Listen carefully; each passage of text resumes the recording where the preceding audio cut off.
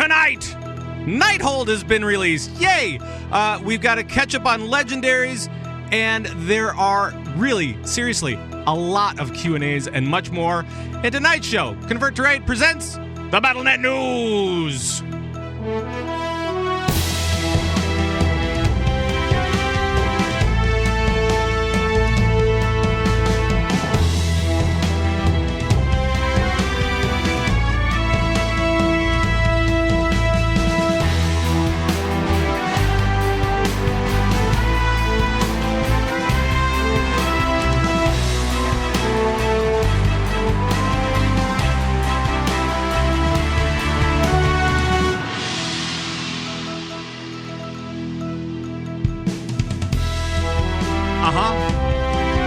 It's a thing. It's a thing we're doing right now, guys. Oh, get ready. Hello, and welcome to the Battlenet News from the Battlenet News broadcast bunker in Minneapolis, Minnesota. Today is January 17th, 2017, 1/17/17, and it is now 10:16 in the PM. We'll wait for another minute to pass by, and then there'll be 1/17/17, 10:17. Central Time. Thanks so much for joining us from all around the Blizzard universe. My name is Pat Crane, your weird host tonight, and the players are here as well. Let's go to our man from the storm, our Lord of the Storm. His name is Gizmo. Pat, I survived the storm, the harsh winter of Florida from last weekend, and it was back up to a nice 78 degrees today. Good to go. Fantastic. Awesome. That's awesome. That's great. Those storms really don't last very long down there. Not in the winter. Not in the winter, they don't. And also from, let's see, who should we go to next? He's an adult with a job.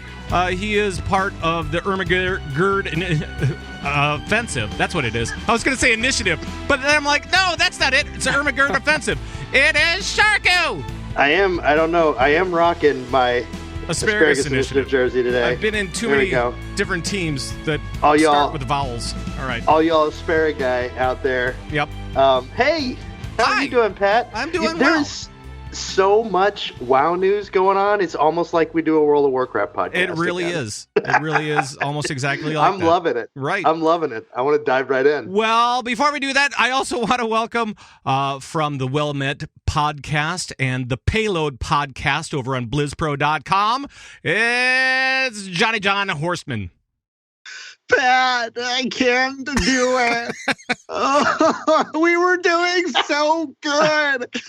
We were doing so. Look at this. Look at this. No. 4% across the board. 11%. 14%. Just gone. Yep. Just gone. Oh my God. I win with my buddies, and they were just like, "Hey, you're a Shadow Priest. You're good." No, they won't even let me come over.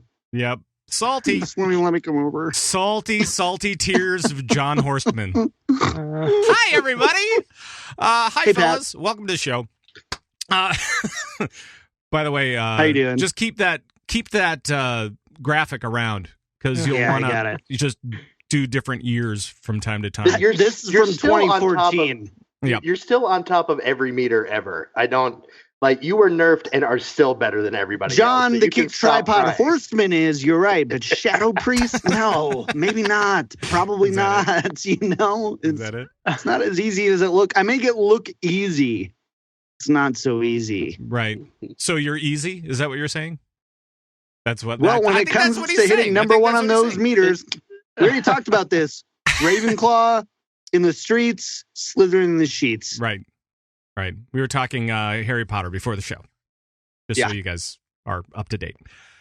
Yeah. Well, welcome everybody, and hello. It's another fun-filled week of WoW and other games. There's a lot of stuff going on, so we should probably just dive right in. But before we do, we go around the room and see what everybody's up to. And first, since we started with Gizmo, maybe I should start with Gizmo. Gizmo. Other than the storm of the century down in Florida, what have you been up to in game world? What's going on? Well, I have still been diving deep into Heroes of the Storm, playing lots of Zul'jin, oh my gosh, I will struggle with that for all of eternity, not calling him Vol'jin. But the struggle is real.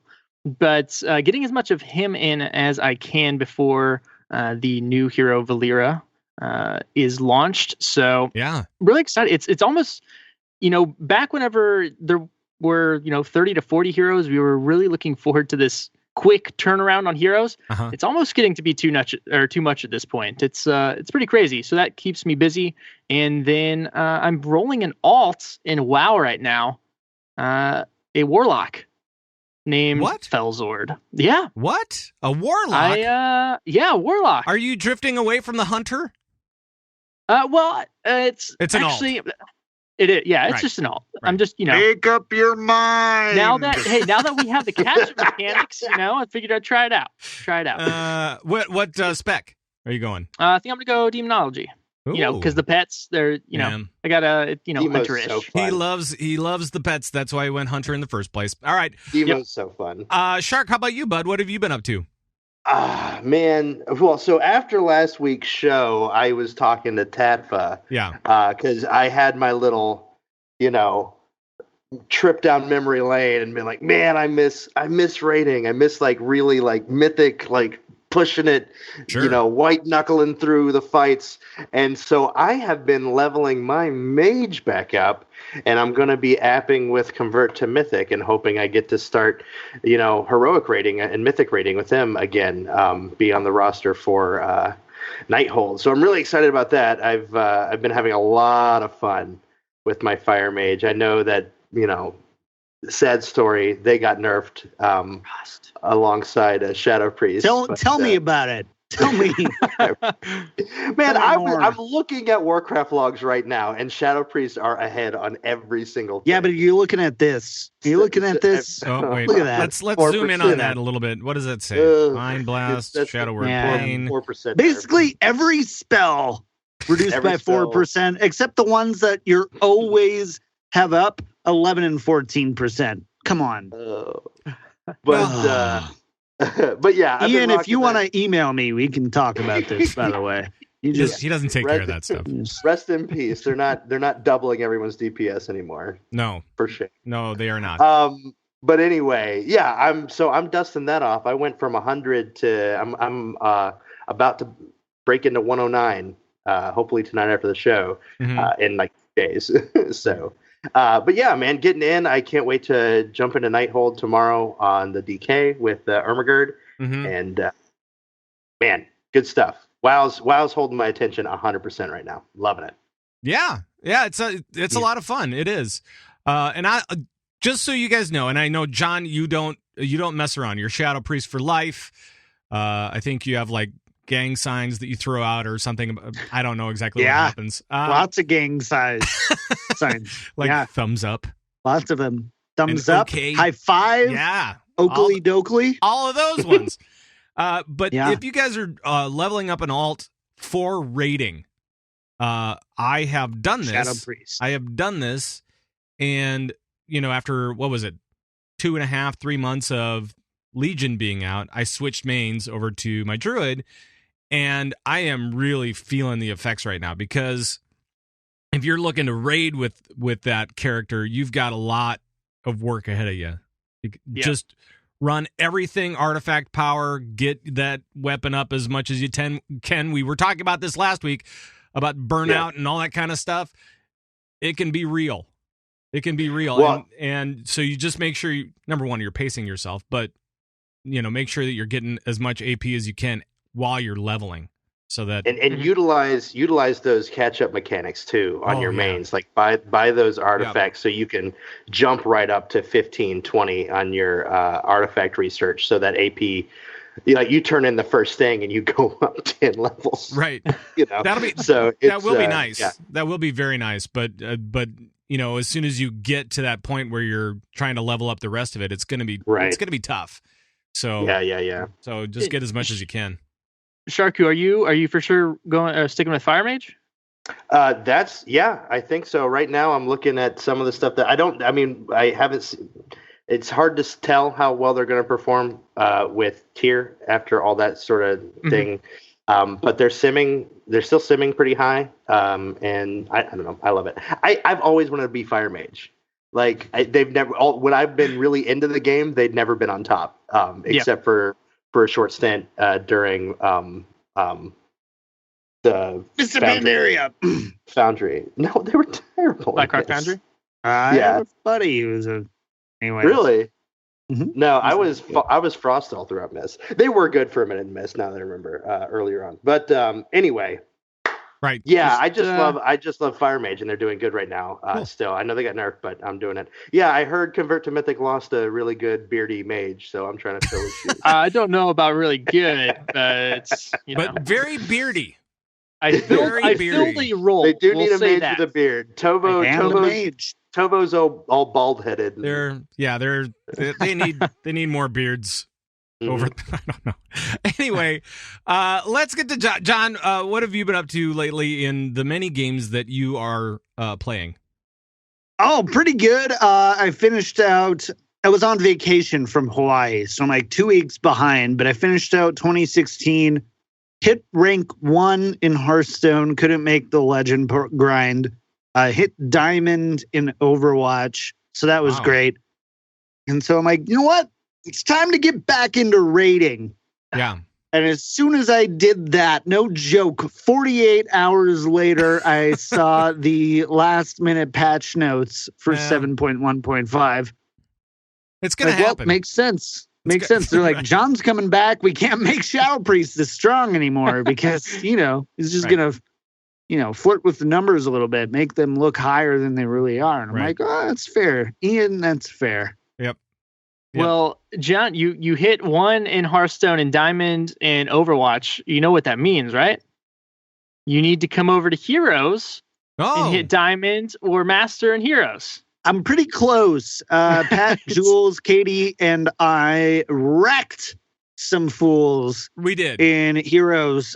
We played against this team. It was called Beginner AI. Yes. Okay. They're pretty good. They're really well known in the APAC regions. Right. And yeah. So we wrecked those fools for about 2.5 hours. Got our Oni Genji skins. Yep. And I'm like, I'm never going there again. never going there again. Come on. Heroes is a lot of fun. It is a lot of fun. It is. But that's true. Going against beginner AI is not what Heroes is even about. More fun. As far as I'm concerned, that's not what it's about. It's like playing a Shadow Priest 7.1. Getting together with your people and just having fun with it, that's cool. Totally get it. And we were going for speed. We were going for the Genji skin. We were going for the right reasons. Trust me. And just pushing down one lane. Oh, yeah. 5-man in it. That's right. Pretty much. Yep. Exactly. Yeah. Hey, before we get to the news part of the news, I just want to talk about a couple of different things. First up, I want to say happy anniversary to the Guild. The Guild, CtR Guild, is 4. Yay. Woo. I cannot believe that. These 4 years have gone by so fast. They really have. Preschool. They really have. Pretty soon he's going to be going off to school. It's going to be great. No, but there's a whole bunch of events happening all week long. If you're a part of the CtR Guild, or even if you're not and you just want to check it out, go to guild.converttorade.com. That will have the entire list of events and everything like that. I know that we've got Gizmo, you're doing something on Friday night, right? Saturday. Jules and I are going to be doing a Heroes of the Storm event starting at 1 p.m. Pacific. Mm-hmm. Just come hang out. We're just going to get some low stress games in, and then afterwards host kind of just a little Q&A for any Heroes questions that you may have. I will try and answer them and not ruin how you play Heroes. And I know that I did a little Hearthstone thing last night where John made fun of me the entire time. Thank you for that. And thanks to you can look forward to that for the rest of the show too. Major Death just he was the big force behind that stream. So thanks to him for that. And I was just along for the ride to goof on everything. So and is anybody else doing anything for the week? I know that. Big hand goes out to Turarts. Big round of applause for her. Yes, she put it all together, man. Put it all together. She's so organized. Nice. She is so organized. Yeah. Unbelievable. Yeah. Yep. It's I don't even know what I'm going to do most days. And she's like super organized about it. Has really fun things where I'm like, yeah, I want to be there. I want to do that. And I'm like, I think I said this last week. Cornflakes or Captain Crunch? You know, right, exactly. Life choices. She talks about it like 6 months out. She's like, oh, in 6 months, it's going to be the next anniversary. Wow, that's on top of it. So I don't even know how old I'm going to be in 6 months. Yeah. Nope. I don't even know. Right, but it's a good time to be in the guild. Lots of stuff going on. So make sure to check out all the things. Also, let's see what else. I don't know. That's it. That's all I got. That's all the news before the news. Maybe we should get to the news part of the news. What do you say, guys? Let's do it. Do it. It's time for the news. If you didn't know, there's a little thing called Legion in World of Warcraft. And this week is a special week because it was the release of the new raid Nighthold. I think that also deserves a round of applause. Absolutely. Some new stuff. Is it too soon, guys? Yeah. Is it too soon? No. I mean, maybe. No. No. I want to point out, whenever that I was talking about how Convert to Mythic was going to be, a good measurement here. Yeah. They are 7 of 7 Mythic in Emerald Nightmare and 2 of 3 Mythic on Trial of Valor. Oh. So that's like almost perfect. And, for the hardcore casual raid team, I think and obviously, not every hardcore casual team's like Convert to Mythic, but, for them, at least it seems to be a pretty good pace. Yeah. And that's, the same with Ermagerd. We actually went a little slower than I think we could have and farmed a little bit longer in Emerald Nightmare. Yeah. Before we moved on to Trial of Valor. But we got 2 or 3 down. We got 2, 3 down. It's not in, it's normal, but we're a casual team. So right, exactly. So we're not doing the Mythic route. It seems to me like their timing in releasing raid content has been pretty good this expansion. Yeah. I would say better than at least the expansions, any of the expansions in recent memory. Since like knock on wood, rather, yeah, I know, right? Well, knock on all the wood. Knock on all the wood. I don't know. You've got a Siri reminder out there of me saying something ridiculous too that I don't even remember what it is yet, and we'll find out. Oh yeah! You didn't check your phone for that. I don't even know what it is, but we'll see. I do think that I actually think it might be this topic. I think I told them they said that they were going to do their timing better, and I said, yeah, we'll see. Right. But I'm very happy. I think with what's going on. Right. What do I get for winning? What do I get? My endless love. Oh. What do I get? My eternal. I don't want it. Love. Siri, cancel that reminder.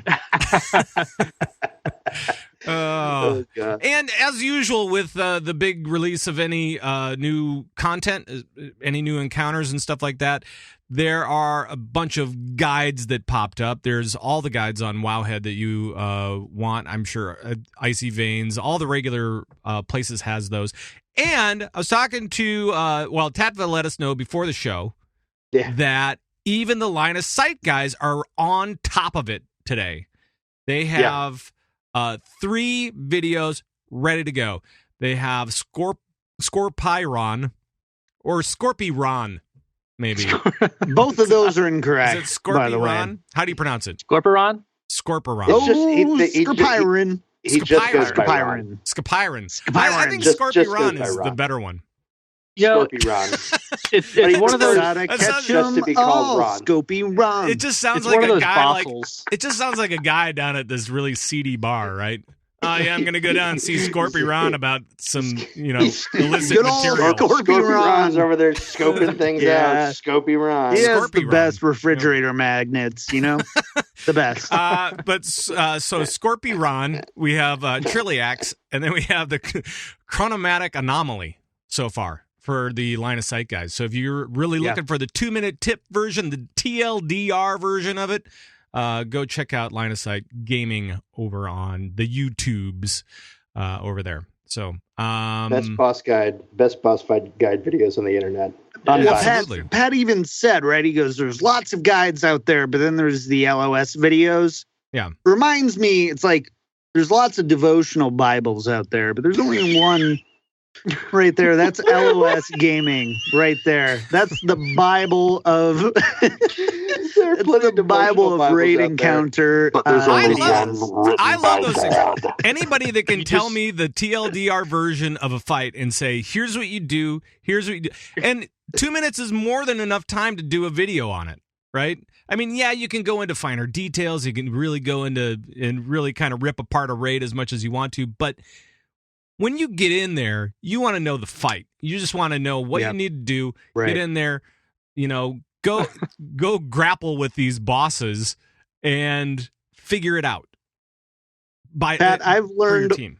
Go ahead. I've been on the show 9 times now, and I've learned more in 1 2-minute tip video than I've learned in all 9 times being on this show. Yep, that's about right. That is about right. If you're learning stuff on this show, you might be doing it wrong. I'm not sure. I've been on 9 times, and the last time. Actually, there it is. 9 times too many. What you really learn on this show is that everything breaks every week, as it did every before week. the show. Yeah. Guys, my camera hasn't broken in a while. But I haven't been on the show in a while. I have not been on the show in the wild. So, why is everybody saying stuff like that? Don't do that. I have never had to hurl in the middle of a show before. Mm-hmm. Yep. Knock on the wood. All of it. I gotta go. Right. Losing chat. Like, what are they even talking about anymore? All right, where are we at here? Show notes. Nighthold has been released. Rajan Norg from the chat room said, just go in blind. It's more fun. Yeah, I can't tell if he's talking about the show or the raid during that. I think he was talking about the raid. And here's what I say about that. It's 2 minutes. It's 2 minutes out of your life. Just watch the video. Here, now it depends on there are definitely some teams that like to go in. Sure. Like to go in blind and that have that extra challenge of all they have is the dungeon journal, and then they have to use that to get through all the encounters, which definitely can be fun for some people. But if you're looking for a little bit of help, maybe some mechanics and strats, there's nowhere better to find it than LOS. So do it. By the way, I can't remember what rating was like before the dungeon journal. That thing is awesome. Dude, and it's underappreciated. It really is. No, I remember never looked at it once. Ugh. Never looked at it. Never once. Man, it's incredibly helpful. If you're wiping a bunch of times, you're like, what are we dying to? You can look and find out what you're dying to. I forget. Having to go to elitist jerks and figure out what's going on wrong in your life. Not elitist jerks. Alakazam. You remember that? Alakazam. Oh, yes. Did that come out, Mists, the dungeon journal? I think so. I think it was the end of Mists, beginning of WoD. Fair enough. Yeah. There used to be a website I went to that you would manually type in the quest name. Yes, it was right there. That was like Alakazam. That was what was it? Tor something. I can't remember. Maybe the can't remember. Maybe the chat room will be able to fill. I know that we planned on talking about this for another 15 minutes, but I forgot the name of the website, so we're just gonna have to move on. Yep. But that was when I started playing vanilla BC. You're like, I don't know what to do. We didn't have the quest stuff. Yeah. All right. Thoughtbot. Thoughtbot. Thoughtbot. That's what it was. Buttress. Remember the buttress. Thank you. Yes, thank you very much. That's it. You're hired. Great. Moving on, because I know that this show's already broken now. Especially now. You can't have me and John on the same show. No. All right, keep going. All right, so along with the strategy guides and the line of sight videos and all that kind of stuff, we also saw, it's on Wowhead right now, the Gul'dan kill or the end of Gul'dan fight cinematic thing. The purported end of Gul'dan. Right. It's the end of the raid cinematic. That's what it's supposed to be. Allegedly. And no spoilers. It is. No, it's the end of the raid. I'm not saying exactly what happens in it. It didn't really say much. I'll just put it that way. It was like, oh, here's the end of the raid, and it's the end of the raid, and you'll go, oh wow, that was kind of interesting, but I don't know what the hell happened. I don't know. It's short but sweet. Yeah, and I have a feeling that we will get a little bit more of the story playing through the raid. Yeah, like there was a lot of things I'm like, what is that? What is that? What is that? But I think we'll get a little bit.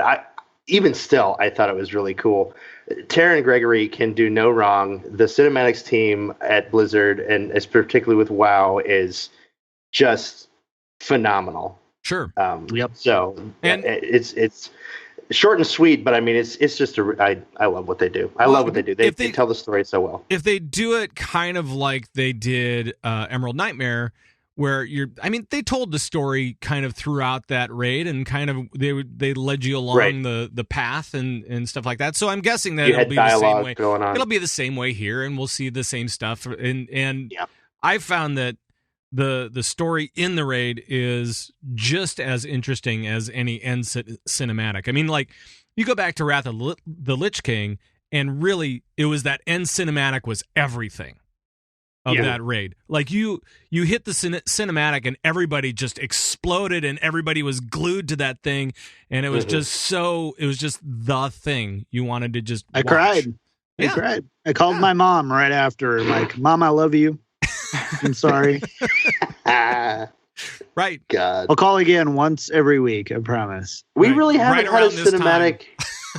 What's that? Like we haven't really had an end raid cinematic, like a closer on the story like that since that. We've had some really, really cool cinematics, and I don't want to take anything away from how well that they've been telling the story, but what they've been doing with the story and trying to drag it along and feed it into the next expansion, we haven't had that closure, that, you know what I mean, that we stopped the Lich King.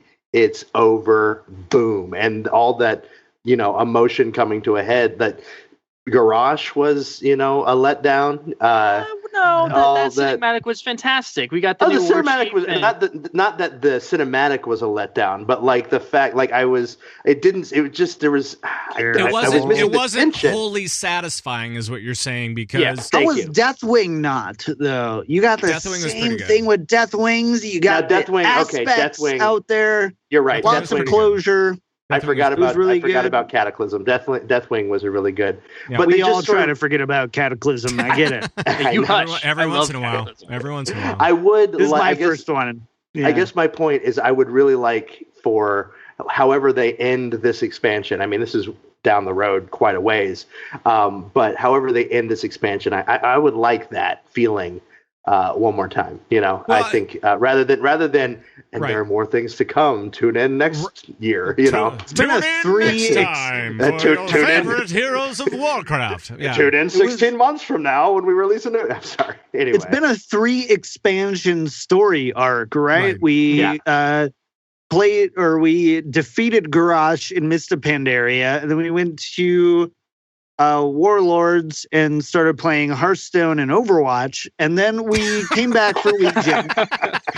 And in Legion, we're still doing the things that we're doing in Myth. So that's 3 expansions that we've been kind of conquering this arc here. I'm ready to go to Argus, and I'm ready to that's what I'm talking about. Mute button. Where's we my need mute? Some closure. Right. Let's close that story arc and then start something new with whatever the next expansion is. Yep. Totally you can feed into it all you want. It's great, but let's have complete closing. Not necessarily. You know what I'm saying. Moving on. You want closure, and I get that. I want closure. I want to see the story. I want to see an end to the story before I start the beginning of the next. Yeah, I totally get it. And it has been a while since we've ended an expansion like that, and that would be kind of nice. It'd be kind of nice. Absolutely. I agree. Just like say this is the end, and then maybe like start something else, but put the thing to bed, whatever the thing is at the end. Yeah. Put it to bed, and then maybe start something new and say, and be like a soap opera ending almost. Not like we gotta go. we got to go Titans after this, right? Like, what's bigger Titan, than taking on the Legions? Titan, your boot. We're actually not fighting the actual Titans. We are actually fighting the disembodied soul of the Titan franchise that was canceled by Blizzard. That's not funny. That's not funny. Too soon. We'll be so the next expansion. Chris Metzen come back. The next expansion is Overwatch in WoW, is what you're saying? I don't. Anyway. Yeah. Tracy, they already have that. They already have that in a. There's an Overwatch brawl.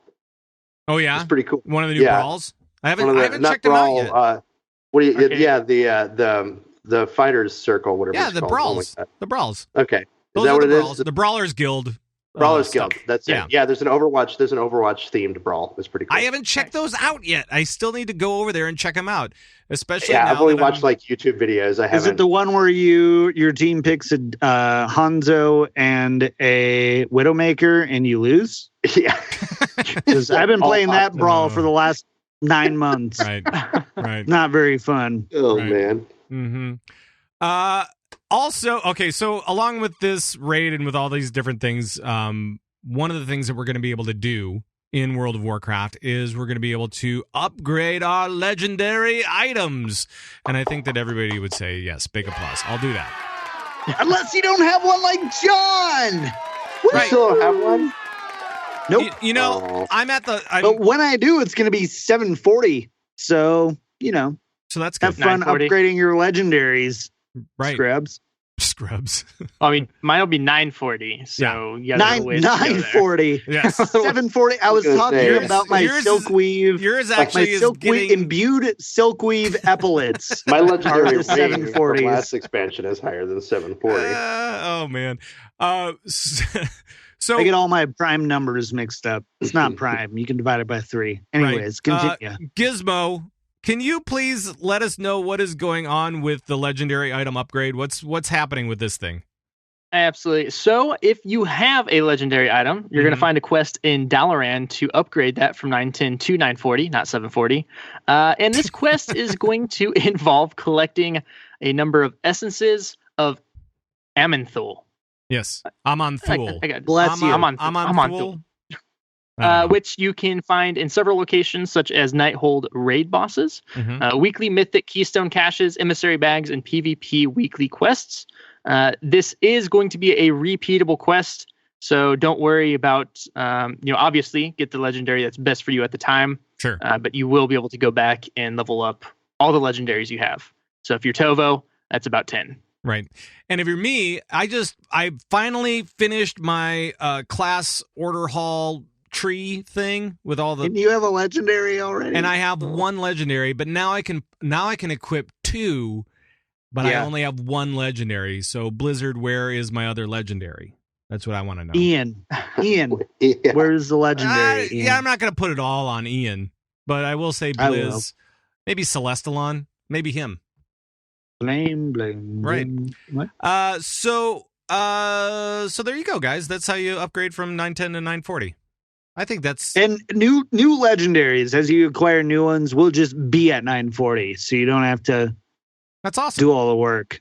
So now's a great time to pick one up, is what you're saying. Yeah. That's what I've been waiting for. I didn't want to say it out loud, but I'm like, you know what? These are going to be higher eye level later. Let's just wait. Right. I don't want to get one. No. You know what's going to happen? What? I see. It's already past my thought. Never mind. I was going to say he's going to get one the day before it happens, and he's going to have to still find that would have been great. It would have been like, you're going to need a DeLorean. Yeah, I was going to say you have to go back in time for that. I got my legendary, and already it's boy, it's got to work on that. Mm-hmm. It's already not BIS. Mm-hmm. Derailing. Okay. So that's the story with legendaries. They actually put a post up about all that stuff earlier this week. So or last week. So that's good. I'm glad that they clarified and we were able to let you guys know. It makes me feel better because I thought for a while, and a lot of people did, that you'd have to like level up all your legendaries, or you'd have to do this quest, even legendaries that you got afterwards, or well, what if my legendaries?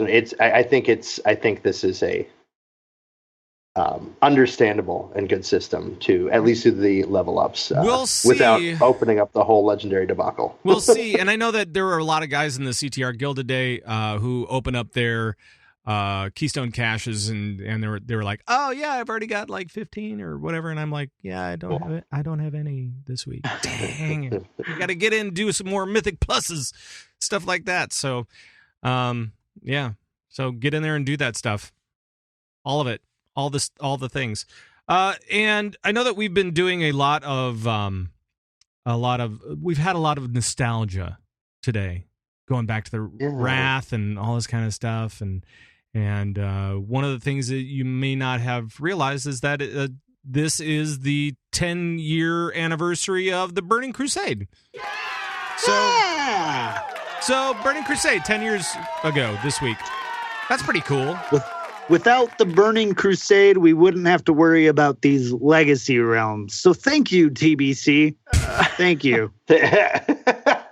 Speaking of which, as long as we're there already, Nostalrius is back in the news. Yeah, they are. Yes, it is. Please. And they're throwing fire at Blizzard for canceling their servers and right. They're doing a bunch of things. So, John, you want to tell the story of what's happening with this whole thing? All right, go ahead. Pat, I've got it here. By the way, for those guys, one thing. I'm just going to set this up for you. I'm just going to tee it up. So, Nostalrius, for those guys that don't know, this is the legacy server. These are the legacy server guys. They created a legacy server by themselves, put it up, had a bunch of people sign up on their server, and then Blizz said, legally, we have to have you take this down. All right. John? Well, yeah. Go ahead. Pat, I've got this is going to be a segment going into the future called History with John. And I brought my history hat and my goggles here. Okay. Just for this. Your history hat is Pikachu. No, it is not, because then I would have to pay royalties. Oh yeah, it's a yellow animal from a red ball, right? Peachapoo. Anyways, yes. Yellow shock mouse. Yes. Anyways, so as Pat said, Nostalrius got supposedly a cease and desist on their legacy WoW servers. They complied, even went as far as to they had a meeting with the top brass at Blizzard. We don't really know what happened with that at all. Gizmo, I'm going to need you to pay attention here because there's going to be a test. By the way, everybody's dying. There is going to be a test at the end of this, so pay attention. That's a great look for you. If you are not watching the video, go over to the video, just scroll up to this point in the show and just look at John. It is, as I was saying before, it was so rudely interrupted. Gizmo. Professor Horstmann, by the way, this is a history lesson. A little respect. Not long after Nostalrius announced a partnership with Elysium. All we know is that they apparently operate in a place where it would be very difficult for Blizzard to kind of get any traction on getting them to stop stealing their intellectual property. I mean, providing a vanilla environment for vanilla players. Yeah. Anyways, so basically, we hadn't heard anything since. New players, Giz, hey, focus, come on. This is not a joking He muted himself, matter, but he is dying. He's like wiping his eyes. He's dying. Very serious. Gizmo, look at me. Right. Hey, look at me right here. Nope. Right here. Right. Keep your eyes on me. That's a lovely bonnet. Like a Jack and Rose in the Titanic. Keep your eyes on me. It's a lovely bonnet. Anyways, I think it's a Chicapoo, okay? Right. Anyways, after all that, it's been pretty quiet until Nostalrius post publicly. They've said they've asked Elysium to stop using the data that they've provided. Their reasoning is really awkward, but essentially it comes down to only a small portion of the Nostalrius players moved to Elysium. They feel that they made their case for legacy servers, and now that those playing on legacy servers are now seen as pirates instead of fans. Not our cool pirates, but bad pirates, the ones that get the letters from Comcast that says, you got to stop downloading Paul Blart Mall Cop, man. You got to stop. Right. Anyways. How many copies of that do you really need anyway? Really? Paul Blart Mall Cop. You need 3 because there's 2 of them, and the third one is coming out this summer. Not soon enough. Thank you. Anyways, yes. We live in a world where there are 3 Paul Blart Mall Cops. Mm-hmm.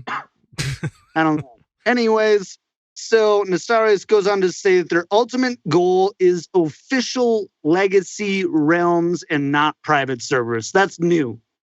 Yeah. For the most part. So they're like, we just want official legacy realms, not private servers. Weird. Elysium responds saying, well, we kind of want to do our own thing, but we'll delete your stuff off of our servers, no problems. That's all we know. It's weird, and we are still unsure where this all came from. It seems like a really random time to do that. Yeah. From the outside, it appeared that nothing has changed, but clearly something has changed. Otherwise, I wouldn't be wearing my history hat.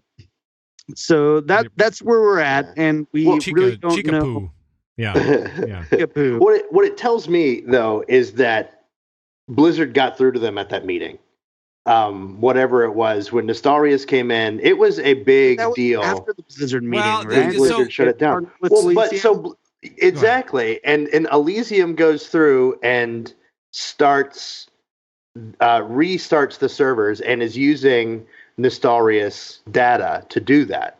Right. And what it sounds like what happened to me is that Nostalrius, Blizzard established a relationship with Nostalrius, and what I'm assuming, maybe optimistically, is that Nostalrius is optimistic about a relationship with Blizzard moving forward and optimistic about the possibilities of an actual official legacy system within the Blizzard game, sanctioned and provided by Blizzard. Otherwise, I think that they would either not say anything or, silently or continue the fight elsewhere and continue pushing against Blizzard. It sounds to me like they don't want to stir the hornet's nest anymore. Blizzard has said, don't do that, but let's work together, and they have found some common ground somewhere. So that's what I'm hoping is going on. A lot of people were really mad. Like, you read that Nostalrius forum, and people were really mad at Nostalrius, calling them sellouts and this and that and the other. I'm hoping that they know more than we do about working with Blizzard to find... I mean, they did sell out, right? Like, regardless, there's something... They didn't just wake up and have a change of heart. They're not... No, well, I don't think... Yeah. I saw that look, okay? They didn't just, wake up and something's changed. What we're talking about the history, okay? All right, okay. So, right. Okay. It's not like something's... they didn't just wake up and go, hey, nothing's changed, but let's not do this anymore. And hey, you guys who are using a lot of our information and allowing our users to switch over to your servers, can you stop that? Like, that's just not something that happens. So, something happened. Now, I think there's 2 ways it goes. You can go Sharku's optimistic route, where they've gotten wind of something official and they're like, hey, we need to distance ourselves from this and get as favorable in a spot as we can with Blizzard. By the way, I think you're right on with that. Go ahead. The other thing is that the legal ban hammer, if you will, is coming down really hard. But that's the same situation. It's the same situation. They're trying to distance themselves from it, get on the even the buttress. But it doesn't mean that they're coming out with legacy servers. One is a future where Blizzard's like, hey, we got this covered. Just stop doing this, and we'll have this going. The other idea is that Blizzard was so heavy-handed. That's my stuff. Right. Stop using my stuff. Right. Blizzard was so heavy-handed with them that they fear being connected to anything so much that they're publicly dissing themselves from it. That makes sense. I hope for the optimistic path. It's not that Blizzard has to be heavy-handed with it. It's just that it's their legal obligation to all of their folks IP. To protect their IP, and so that they have to go after whatever legally, and so they're going to be going at people if they can because they have to protect their IP, and so it's kind of one of those things where the Nostalrius folks are like, nope, I see what's coming. We know where Blizzard sits with this now, and we need to distance ourselves from what's actually out there. So I think that's correct. I'm hoping they find a way to make. So I mean, I know it's a completely different project, but we saw them, reskin Diablo 1, and do stuff like that. Like I think that. It totally doesn't make different game. Right. I know it's a different game, but think about it this way too. I just hope it happens. They have been talking about time walking raids, and in the latest Q&A that happened, and it was mostly about professions and things like that. If you guys didn't see the latest Q&A, we're not going to cover it here because there's so much detail stuff with professions and with what else was covered. I can't even remember. There was, no, it's not that. It's just that it wasn't boring. It's just that Nighthold released this week, and that's the big thing. That's the biggest thing right now for us on this show. And if you guys want to watch the Q&A, please do it. It was Paul Cubitt, right, on the Q&A and with Lore, and it was really great. And I think they said something in there, or maybe it was just something I saw last week. I can't remember. But it was that they wanted to do time walking raids. That is still a possibility out there. They need to figure out how that works still, because they need to tune it and stuff like that. I think as far as we're concerned, as general Warcraft enthusiasts, that's about as good as it's going to get from Blizzard. Yeah. Just because they want people to play this game. They want people to play the one game, right? Well, it makes sense. At some point, if the demand becomes so large, I feel like there should be a tipping point somewhere. If they can figure out a justification to pay for how much work that would take to bring out a true legacy server. Yeah. But if the demand is there and they can justify that cost, I don't know why you wouldn't do it. It's so niche, though. It's so niche. But yeah, I don't think the demand's there yet. I know a lot of people want it, but I don't think there's enough people that want it officially. And the time walking raids, I don't think is the same thing. No, it's nowhere near the same thing. No, it'll be like Molten Core, which was nifty for 5 minutes, but then nobody wanted to do it again ever because it was terrible. Right. Well, and they're not likely to make additional subscription revenue from this, right? So this is just purely like a goodwill thing. And I'm not going to open up the can of worms of how many people would be playing on legacy servers if it cost $5, $7, $10 a month, because that'll be a nightmare, and we can truly never know unless somebody tries that and does that and gives us the numbers to that. But it does mean is, getting to the heart of number one, what do people want with legacy servers? And I promise you this, it's not no LFG tool. Yeah. Promise you. Yeah. But it's the opposite of that. They want things to be harder to be. I mean, honestly, slot bags, not that either. Right. Yeah. It's all that stuff. It's like that's not there. So what it is, it's nostalgia. Right. Yeah. We love nostalgia. Before the show, we talked about Harry Potter, the DeLorean, and something else, and nostalgia. Because you need three things, and we were talking about nostalgia stuff. There's probably a third there that was nostalgic. I don't remember. anyways, like I get it. I love nostalgia. I think of my time in Cataclysm where I was top of the charts and, best in the business. Sharku talks all the time about how he used to be a real good raider. And, we hear that. we hear that. We look fondly on those times. We want to recreate that. And that makes sense. But recreate the right parts of that. And don't go stealing other people's stuff to do that. Yeah, sure. Don't be like, oh, I grew up with that couch. I'm going to go into that house and steal that couch. And I'm going to put it in my apartment. And then I'm going to say, hey, you.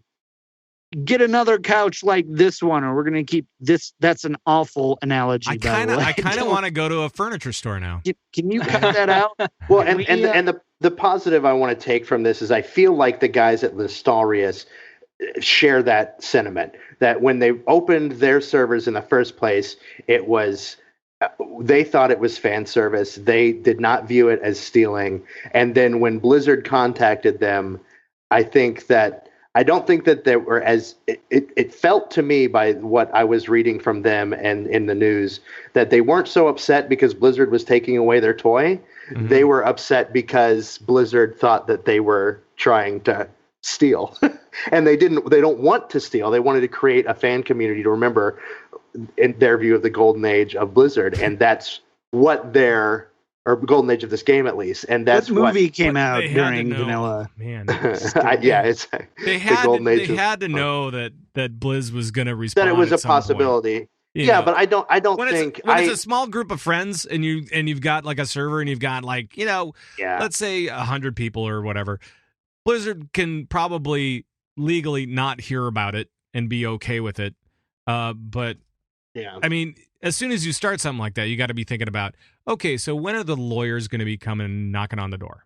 Right. Well, I like to give them the benefit of the doubt, but when the cease and desist happened, they did. They shut it down, and they worked with Blizzard. And then when this comes out, when Elysium's using their data, they're like, we want to work with Blizzard. We don't want to work against it. If this is stealing, we don't want to do that. We have our goal, but we want to do it the right way. So by utilizing Elysium. Kudos. I find it funny from my perspective. Kudos to Nostalrius for that. I think they're behaving maturely. They 180'd, but they're in the right spot now. The first reaction I had from this was okay. Nostalrius was upset when Blizzard wanted them to shut down and stop using their assets, and now Nostalrius is upset that Elysium's using their assets and their data. It's like, it's gonna trickle down. But I don't see, trickle down and trickled on. Yes. Yeah. If WoW ever does this, I don't see it happening until Blizzard finishes the story they're wanting to tell through their expansions, which, who knows how long that could be. Just depends on how popular the game still is. But once they finish that, they still want people to be playing through that. After that is done, then, who knows at what point maybe they will bring up a legacy server. They're working on trying to bring back old games to the launcher right now. So I could see that in the future, but not while, World of Warcraft is still alive and going. Yep. And you did legacies. Go ahead. Sorry. I was going to say, if you did official legacy servers, you wouldn't have to make bets with Sharku on patch timing because they could just release the next patches whenever they want. That's true. Wow, and we wouldn't even have to worry about it because they're like, we know it's done. We know it's done. I already beat the Lich King. Just give me the patch. I'm ready. Right. Don't we all just want to go back in time to a happier place, though? Isn't that? Gotta get back in time. There you go. Yeah. I was just. Yes. I realized I had forgotten that sounder, and then I was like, I was going to apologize for it. As we moved into the end. You had it ready. I set you right up. You teed me up, dude. That was nice. All right. Let's talk a little bit of Heroes of this. That's going to be it for the WoW stuff. I think that is a great discussion to end on. There's much more stuff. There's class tuning that happened this week, and there's, we could have talked about the tier sets or whatever, and we may at a later time. But I think we got to move along to Heroes of the Storm. Let's jam. Let's do it. Now, Gizmo, It has been reported that you understand something about Heroes of the Storm. I like to think I do. I like to think that you might be a Lord of the Storm or something. Weird. One might say that. I mean, that's a little one person. That's a little grandiose. Yes, one person might say that. So, what's happening in Heroes? So a lot still happening here. I believe I mentioned last week that Valeera was kind of leaked. Well, she has officially been announced and added to the PTR today. It's nice that all the Hearthstone heroes are coming to. Yeah. It is. They'll all be here soon. You know, especially Sir Murgleton. Yep. Actually, that could be a murky skin. Let's do it. That'd be great. I'd love to see that. But so Valeera, of course, is Blood Elf Rogue, and I went in and tried her out, and she has a super interesting kit. So instead of mana, she does have energy, just like rogues in WoW. She has combo points, and then she is another stealthy hero, but she works differently to where she actually, her trait, you activate that to go into stealth mode, which gives you 3 entire new abilities to use. So it's really interesting. My big fear of this, one of her ults is Smoke Bomb, and whenever you cast this, you take 25% less damage, and you do not come out of stealth while using your abilities. No. And one of her abilities in stealth is a 2-second stun, and I'm just having nightmares of World of Warcraft PvP stun locks. Oh man, that beginner AI could not handle my 2-second stun. Nope. Yeah. Sorry. But she's really cool. Excited to see her. As well as some changes. Tassadar got a huge rework, which is really exciting. As well as Rexar getting some changes. So we'll see how those play into effect, especially in the competitive scene. And then one other thing that was kind of mentioned is a new sandbox. By the way, this is awesome news, guys. This is really, really, really cool. So and somebody just found it in the PTR. It's a new sandbox mode, which allows you to create a custom game with 10 people that play the game, plus another person who has some controls that can do things such as reset towers, advanced levels, modifiers, galore. Modifiers. Oh, which has. They should have a no grav one though. They should have a no gravity. And they should have one. Oh, sorry. It's a good step towards us getting to the possibility of there being like an arcade mode someday or map creation. But I think right now this is actually really good for teams to get in and just practice certain scenarios.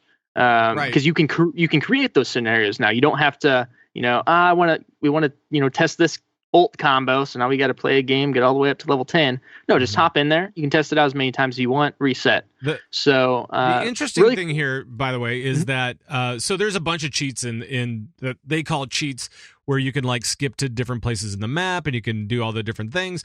And every time somebody uses a cheat, it tells everybody. It spams everybody and lets. So-and-so cheated. So-and-so went. Cheated. So-and-so moved on the map. So, be looking forward to that one, guys. I know that kid. I remember that kid from middle school, by the way. I want to punch him right in the face. Yep. I think bully. I was that kid. Bully. Nice. Not even a bully, the snitch. No, you were the bully. That's what I'm saying. I was the bully. Right. He was the snitch. This is what I'm saying. But he fit in a locker, so it all worked out. Wow. Oh man. I don't know if I was ever a snitch, but I was definitely the guy like that's not how it's supposed. That's not the way. That's not the way that you do it. That's not the way. That's kind of rule following. It's called a brown noser. You know what I'm not going to tattle on this, but that's not the way you do it. You're doing it wrong. I see. Just want you to know. Just want you to know. All right. All right. Well, okay, so that's all the hero stuff. So Valeera and the new sandbox mode, those are the big things coming along for that. Let's move along to Hearthstone. Well met. I think you have a podcast about that, John. I do. You should just listen to that. What's going on with Hearthstone? There was a Q&A, right? Yes, there was. Pat, I'm going to make this real short for everyone because I honestly just want to talk about Nighthold, but I get it. Hearthstone. Yep. So basically, we had a developer Q&A with Ben Brode, who is the lead. He's the head honcho, and Dean Ayala, who's a game designer, and they did an hour-long Q&A live stream, which is kind of a big deal for the Hearthstone community. And here's the abridged version. Number one, the Hearthstone team is taking a very active stance on communicating with the community in 2017. We have seen a lot of people get really upset with the Hearthstone team because Jeff Kaplan is on the forums every day and posting Q&As every 10 days. And they're like, why can't we get that from Hearthstone? Right. So they're like, you know what? Tell you what, let's just talk for an hour on Twitch and, you can shut up. And then, I mean, that's how I feel. Right. Like they're two different games. Yeah. Anyways. They really are. But they're like, okay, our community wants more feedback or more communication. Let's give them more communication. And already in 2017, we've seen Ben Brode respond on Reddit 27 times. That's more than one a day. And Dean Ayala has responded 8 times, which is a lot more than we're used to seeing with the Hearthstone community. And yes, I did go personally check out their Reddit accounts and count how many times they had responded in 2017. Well, so that is fact. Isn't it tough? I mean, for the Hearthstone team, I understand that they want to communicate more and stuff like that, but they're also on a much longer cycle than a lot of other folks, right? I mean, because they want these expansions to play out before they bring in some new stuff. So they've got kind of a longer game, don't they? They do. At the same time, I would argue that Hearthstone is the most active, living, breathing game that Blizzard makes. It might be. Because every couple days, somebody comes out with a deck or something, and then somebody else a couple days after comes out a way to counter that deck or that archetype. And it's this constant ebb and flow. In Overwatch or in WoW, once someone's at the top of the meters, they don't figure out, oh, my rotation could be better. And all of a sudden, somebody leapfrogs somebody else. They wait for somebody else to change things. Hearthstone maybe sees balance changes once a year and sees expansions 3 times a year. So it's very different in that realm. But at the same time, every couple days, something is changing. We have a guy at BlizzPro who writes articles about the iterations different decks go through, and he did one for Miracle Rogue, and there was about 15 different versions, and that was since December 1st.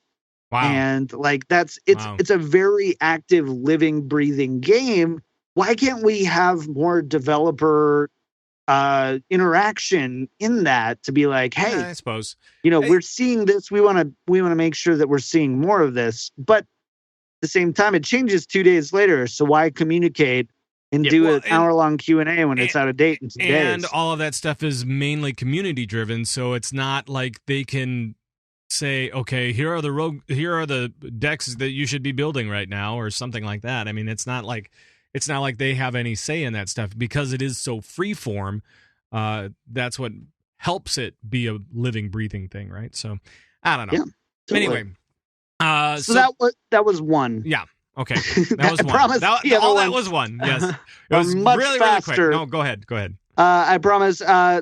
The Hearthstone team's awareness, though, on the issue is actually very high. Ben Brode and Dean Ayala clearly have an understanding of what the Hearthstone community is worried about. And even if they're not necessarily actively like, hey, we heard you say this, doesn't mean that they don't know about it. Sure. And they've said that in the past, but hearing it live apparently made it click for some people. 3, pirates are probably too powerful, and if it continues, they'll change it.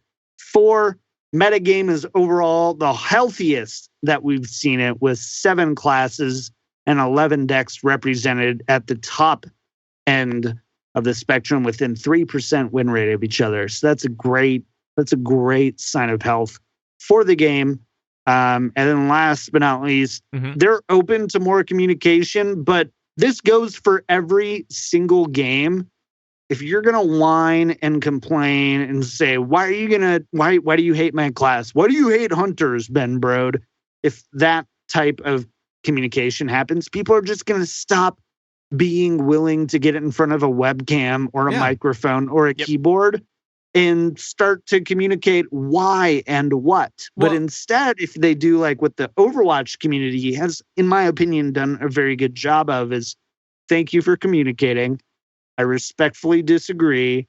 And Diva is OP, basically. Sure. But have that level-headed of, I'm not threatening to burn your house down.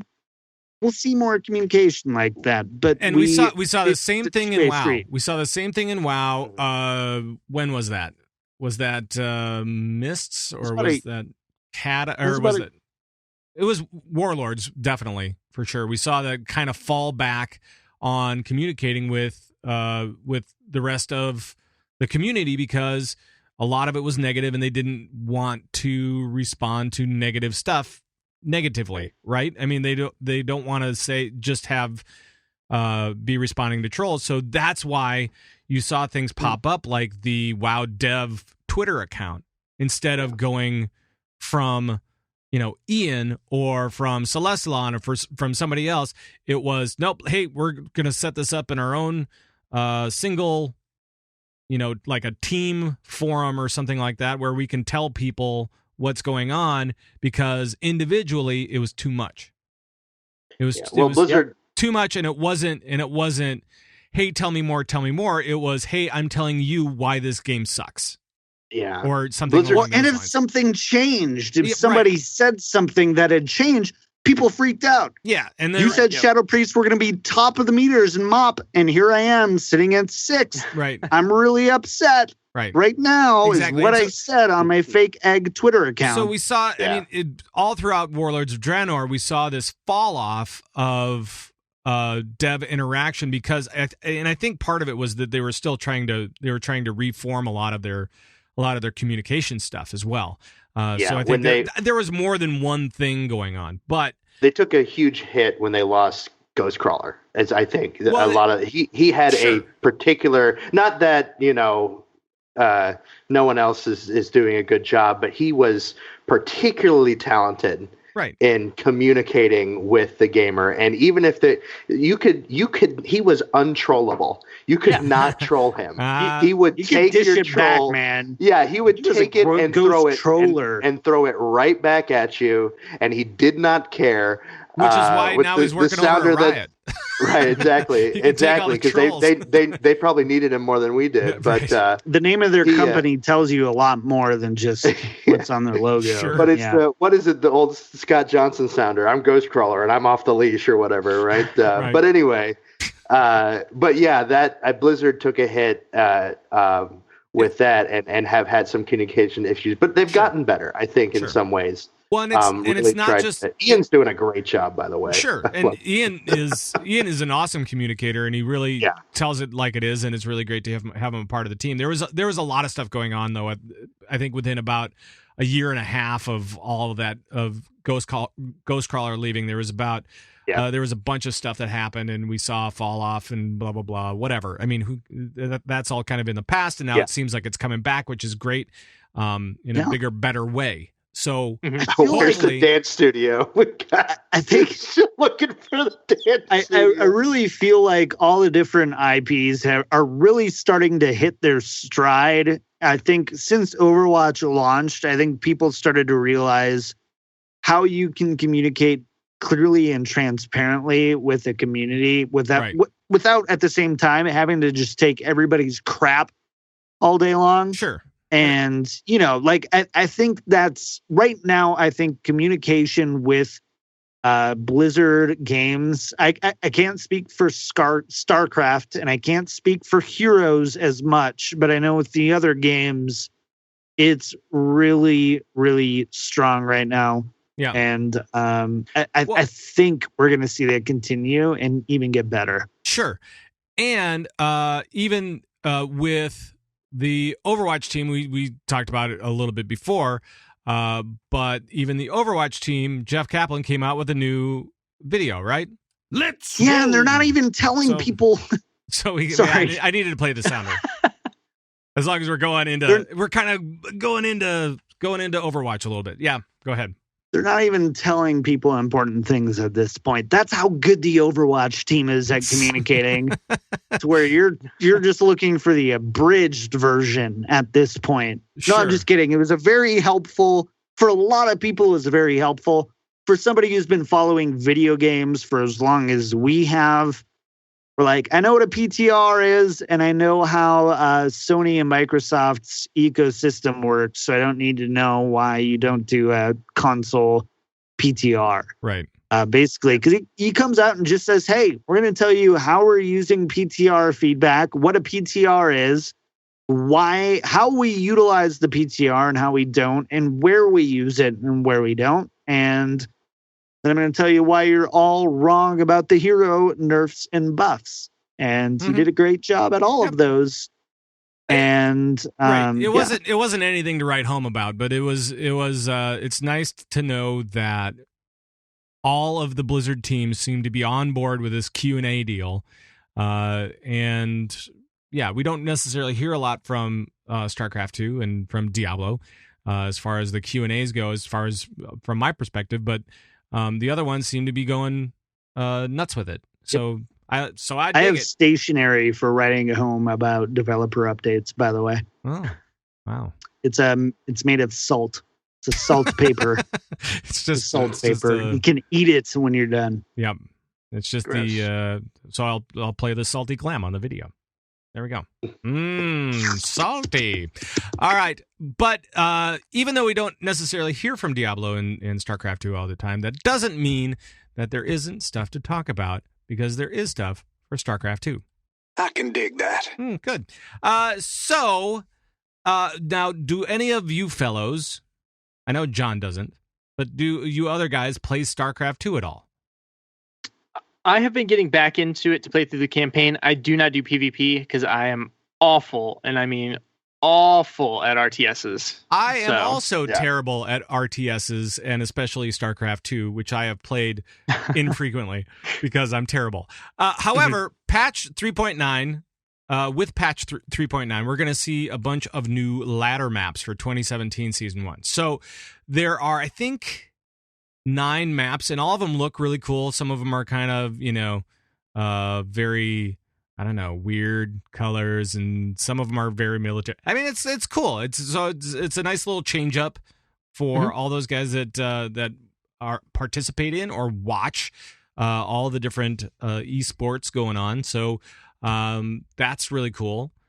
And also, just to make this brief, if you're one of the StarCraft nerds, and I do mean nerds like in a very positive way, you may remember a contest that they did last year called Rock the Cabinet. And in Rock the Cabinet, what they asked for was for people to create maps, right? I mean, it was basically, hey, create a map, whatever. Sure. So now they have updated the Rock the Cabinet contest for a co-op edition.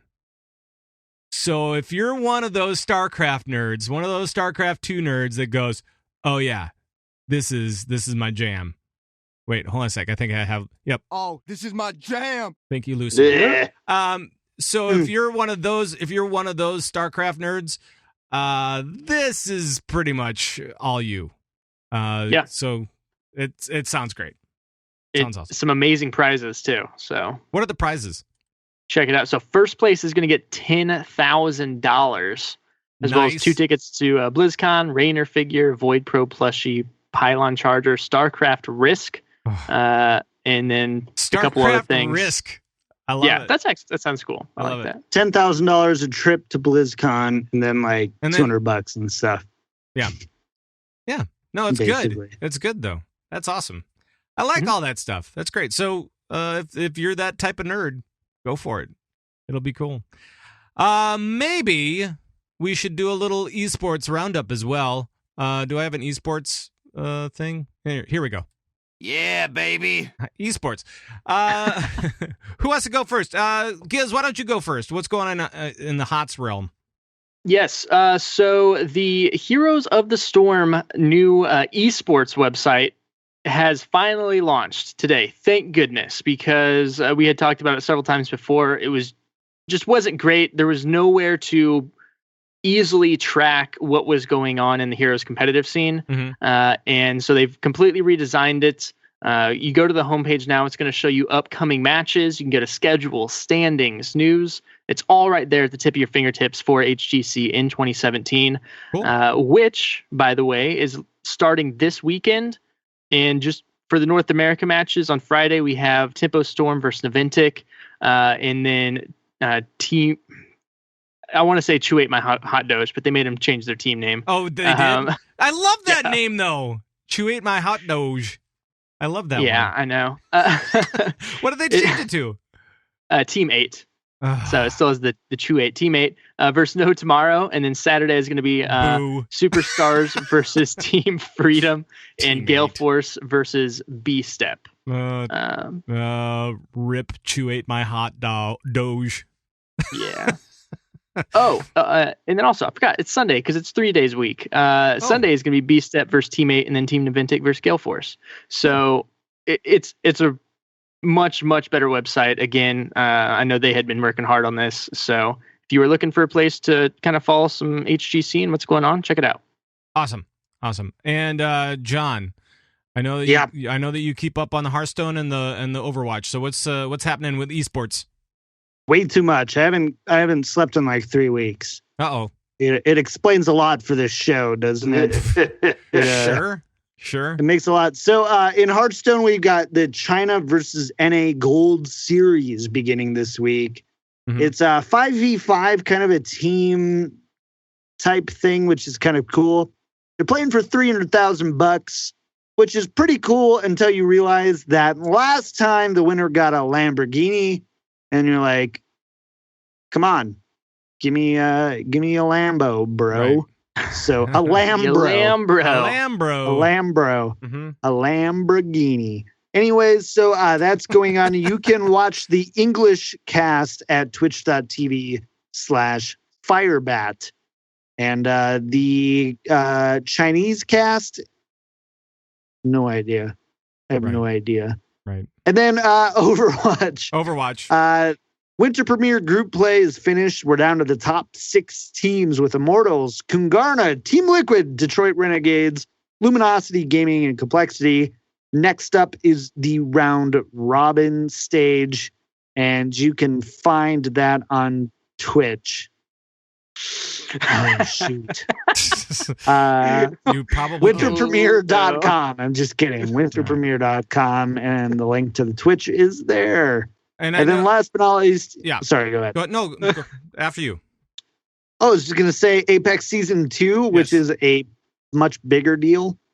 $178,000. The best teams. They've got Team Envious, they've got Misfits, they've got Cloud9, and they've got 5 other really good teams. Basically an East versus West showdown. Twitch.tv/OGN_global. I watched the games. It starts at 2 a.m. So we're just going to ride this baby right through. Stay tuned here at twitch.tv/convert-to-rate, and we're just going to cast it. No. I'm just kidding. No, we're not going to do that. No, we're not going to do that. We're not doing that. But if you stay up until 2 a.m., don't tweet me, but we'll talk about it the next day. Sure. So, just one more esport for you, and that's StarCraft 2. Imagine that. They're back in the news with a little esports. I mean, they're always playing something for StarCraft 2, I think. But actually this today. There was a big semifinal match. It's the Africa Star League Season 2. There was a semifinal match today, Flash versus Jaedong, and it went to Game 5. Incredible matchup. This was like the highlighted game. Everybody wanted to watch it, and it was like it was total fire. I mean, that's basically what it was. It came down to Game 5, the last possible game, and it was Flash won, but it was both guys did amazing. So You can check out the finals on January 22nd. That's Sunday at midnight. So there. Midnight Pacific. Yeah, midnight Pacific time. Yeah. So 2 a.m. my time. So I will not be watching the finals as they happen. 3 a.m. here. I will not be watching the finals as they happen. But I will be watching for reports because that's what we do here. We report on things. There is, while we do have a question this week, I do not think we have time to get to it at all. It's very, very sorry. It's one we could really dive into. I'm very, very sorry. Horstmann. Do you guys want to? You guys want to dive into it? I say we give it a shot. All right. So I'm gonna do. Let's hold on 1 second. I need to find the sounder for it, which is right here. We've got mail. We do! And if you have anything for us that you want us to talk about, you can always email us at converttoraid@gmail.com or call us on the old raid line, 612-787-RAID. That's 612-787-7243. And this one, I'm going to do... It's a book. It's a book. It is. Do you mind if I just abbreviate it? To its corest of cores. And you guys can read this letter yourselves and figure out the details. The guys on the show, not you guys at home, very sorry about that. But the raid leader of a family and friends guild, okay, took the helm about a couple years ago and has been kind of behind the curve for a lot of what was WOD, and now in the Legion, finding that people are not necessarily coming around. They're kind of a lot more casual, and a lot of this has to do with flex raids and other stuff like that. And people are just kind of holding on to the string, but they're not really doing it with any kind of enthusiasm. And because it's a family and friends guild, it's casual. And it's tough to control. I think that's what it really comes down to. And as a raid leader, this person, she is having trouble and not feeling like it's very fun anymore. That's kind of one of the. She says at the end, and Sparrow. She says, "Do you have any suggestions? I feel like a failure as a raid leader, but this isn't fun for me anymore. I feel like I'm letting my team down, especially the ones who are trying to be consistent, but I'm at the end of my rope here." Okay, that's I think the key thing that we need to really kind of talk about, and just wondering if you guys have any suggestions on what Sparrow might be able to do with her family and friends guild. Yeah, I'll jump in. Okay. I was in this exact place before I came to CTR, where we actually had a team that was pushing Realm First back during Firelands and all that sort of stuff, and then everybody just quit at the end of Cataclysm. And they threw me into raid leader, who was just coming back to the game full time and had never even barely been in a raid before, rather than led one. And it was just so hard. This whole idea. She talks about herding rabid gerbils. I feel you. Yeah. I absolutely feel you. And it's. I would say I don't think you have to send any angry letters, but let everyone know it's going to take patience, and it's going to take time to form the right team, especially in a small team. And you have to get recruitment going. But the only way to get recruitment is to weed out players that aren't going to put in the commitment.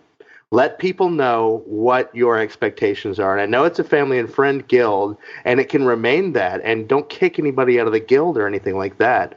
But let them know clearly, these are my expectations for raid.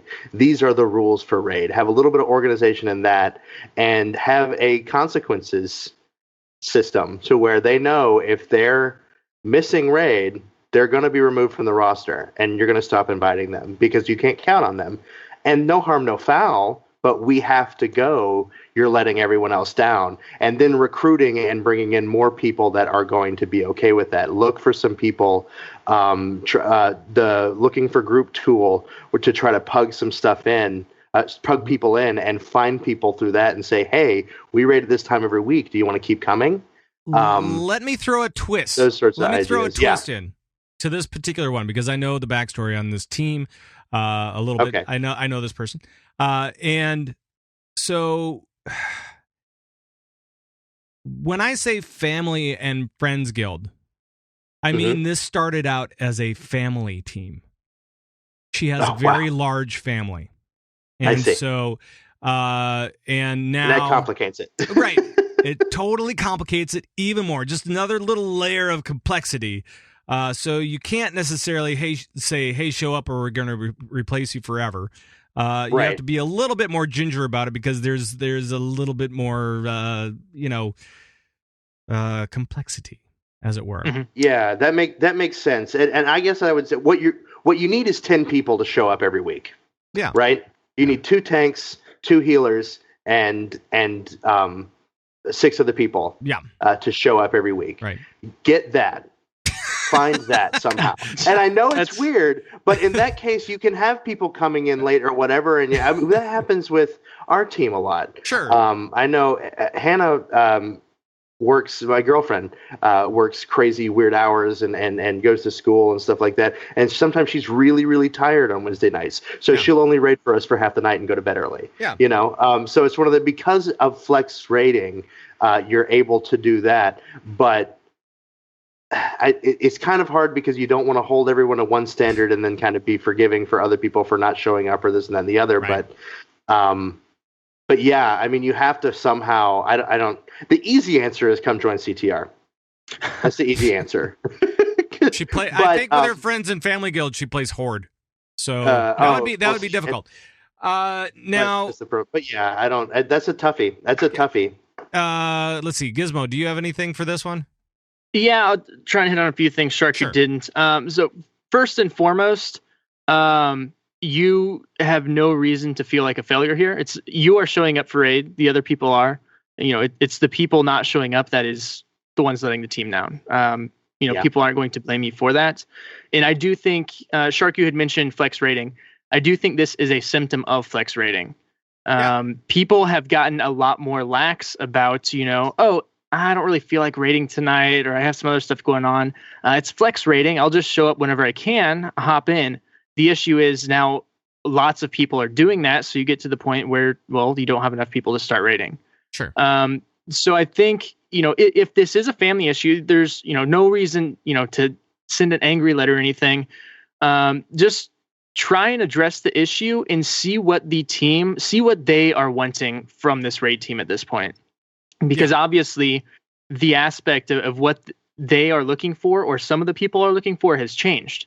And if it is, if they're not wanting that commitment, from that point, you just need to decide if you want to try and recruit. And again, you can have up to, 20 or 30 people now for the flex rating. Yeah. Feel free to recruit. But at the same time, if this isn't fun for you anymore and it's stressing you out, there's no reason to do that. You can take the people who are still interested in raiding, try and find another guild on your server. There's lots of small guilds.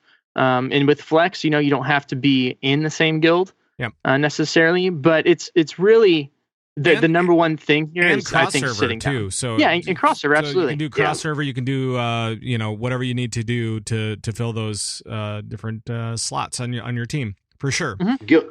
Guild merging is a good idea, too. Try to talk to people, find out, maybe there are other guilds on your server in the forums or something like that are having similar problems, and say, hey, anybody out there want to meet up with the core of the people that I am with? Sure. And get something together, and that might help as well. It could be because this is a family thing. Maybe some of the people that aren't showing up or just aren't having fun anymore, but aren't wanting to pull out because it's a family raid. Right. So and they're still wanting to be there, but they're just not into it. So just address, ask people to be honest on what they're looking for in this. And maybe some of them just aren't looking to raid anymore. There's a lot of things to do in this expansion. Sure. So, just, and I know it can be frustrating, but again, you are not a failure as a raid leader. And so, it's just people's feelings on raiding change. I know mine has recently. So yeah, it definitely does change over time. John, do you have a differing thought? I don't say differing. I don't want to say like anything that has been said has been wrong here. But I'm going to take a slightly different approach to this, and I'm going to make an assumption that adding new non-family people is not an option, and guild switching is not an option, or at least it's not a great option. Mm-hmm. Yeah, it's down the list a little bit. Mm-hmm. Gizmo and Shark both hit on important things, and that's a big giant F word, fun. So not the other F word that you shout when you only get 7 people for raid night. Fun. Mm-hmm. You got to have fun. You got to find a way to get fun. Chances are, if you personally aren't having fun, there are other people like you who are feeling that way. This is family and friends, right? It's not like Sharku and Gizmo, people I've never met before doing this. This is family and friends. Be honest. Just be like, hey, is there something I can be doing more as a raid leader to make this fun for you? Mm-hmm. If you're not having fun, maybe it's okay to just ask the question. Sure. What do you guys want out of raid every week? I think I like your approach there, Johnny. Just be direct. The direct approach. And Gizmo, you hit on that as well. I mean, just ask your people. Ask your people. Yeah. What do you want? And know this is what it takes to get that. If you what John made me think about is maybe raiding isn't what is best for this guild. Maybe one of the best parts about this expansion is Mythic Dungeons. You get a raid type feel, and you only need 5 people to do it. Right. So maybe that the small number of people that are committed, you can have a Mythic Dungeon team, and that can be your thing. And then every now and again, when you can wrangle a raid together, maybe you can try to do some raid content or find a raid team elsewhere outside of the guild, but still be able to play with everybody in the guild. But knowing, I think that the difficult part here, what's most frustrating, it seems like to me, is that John's absolutely right. Tell them, or be direct. What do we have to do here? What do you want to do here? Mm-hmm. But know that there are requirements for that. Like maybe everybody says they want to raid, but if they're not willing to show up and be prepared, you're not going to be able to succeed in the raid. Right, and just be honest with them, and just and be upfront, and don't be drama, right? Nobody needs that. Just be upfront. Just be like not the drama that used to be on Asparagus Initiative. That drama's cool. You can be that drama, but don't be. Well, that was a dude named Drama. I know. But yes, I think that you can be direct, be honest, be open to feedback, and make sure a raid leader a good raid leader should be listening to his or her people, and being able to take that feedback and kind of transform the team however they need to be able to be flexible and be, make sure to have the most fun. So with that, I think we'll leave that there, and I'll play this music very quickly. There we go. And I will ask you fellows, do you have anything big coming up this week? Anything huge coming up in the next week or so? Gizmo, you're doing a live stream on Saturday. It may or may not be live streamed. We'll see how my streaming is working at the time. But if you guys are interested in playing some low-pressure Heroes games, go ahead and go on over to the Convert to Raid website and sign up on the calendar there. We'd love to have you. Okay. And again, Jules and I will be doing a QA afterwards. That's 1 p.m. Saturday. And you're doing the Lords of the Storm podcast tomorrow? Is that tomorrow? Correct. Okay. It is tomorrow at 9 p.m. Central on twitch.tv/Lords of the Storm, where we're going to go... we're going to talk about Valera a little bit, not go super in depth. but really dive into the Tassadar, Rexar, and a lot of the other changes that happened in the PTR this week. Cool.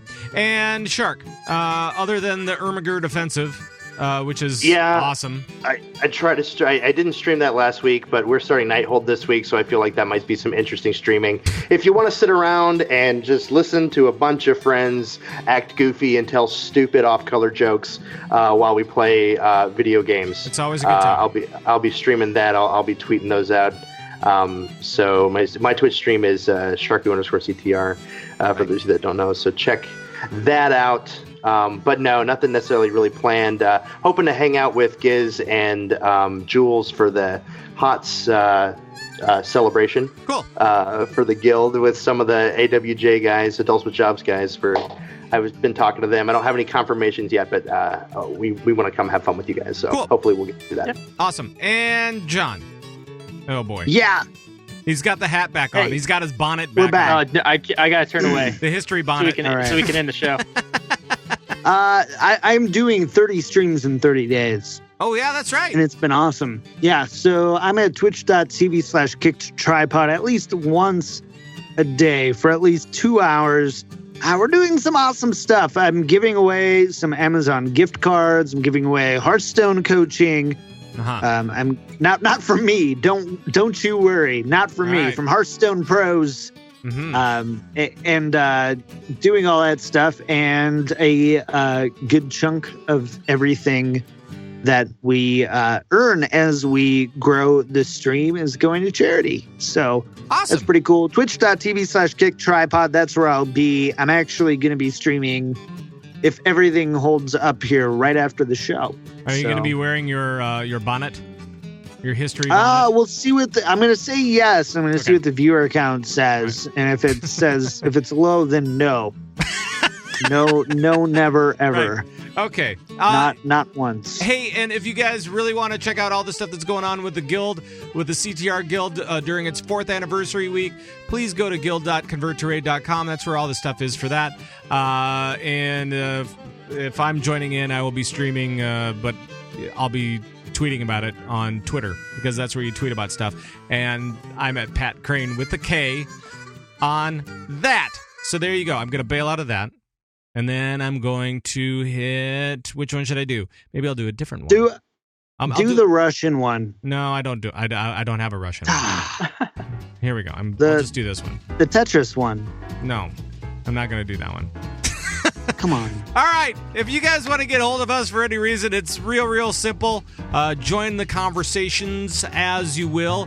You can always email us, converttораid@gmail.com. You can call and leave comments and questions on our raid line, 612-787-RAID. That's 612-787-7243. You can follow us on Twitter at converttораid, and join the Bazuba Guaba Nation by heading over to converttораid.com, where we have show downloads, we have the forums, we have all the videos, we have all the audios, and all the guild stuff and more.